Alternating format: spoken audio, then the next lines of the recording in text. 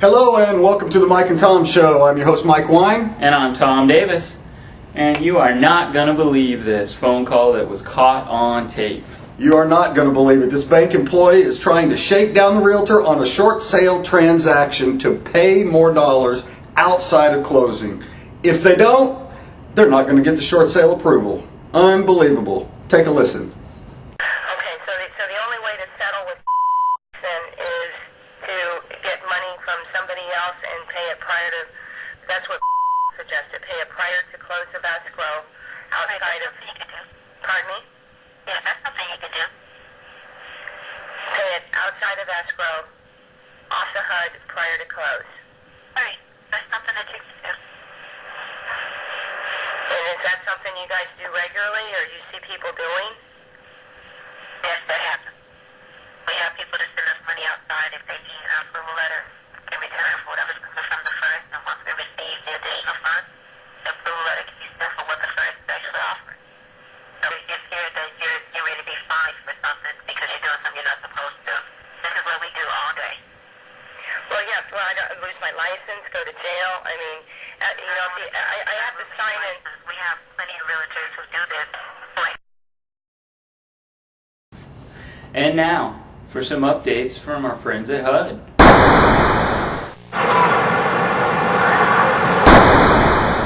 More changes coming our way from FHA.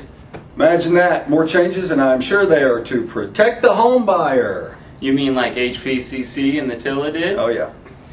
Seems to me that most of our clients and our professionals like us in the industry get pretty frustrated with all these things since they've been implemented. Yeah, I would say by the time we get to closing, pretty much everybody involved in the transaction feels like they've been drugged through the mud.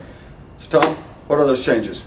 Well, they're increasing the upfront mortgage insurance 0.5%, as well as, one of the big ones, lowering your seller contributions from 6% to a maximum of 3% now. That's real helpful, isn't it? That's great. 3.5 additional percent the borrower could be coming to the table with. Helpful. Yep, and the new minimum credit score is now going to be 580. And my personal favorite, drum roll please, we're going to be adopting partial HVC regulations through FHA now. That's right. Any person compensated on the transaction in any way cannot order the appraisal. That means us, Tom. That does. So basically, all the orders are going to have to go through an appraisal management company. Now that's really going to help our turn times, less control, appraisal issues.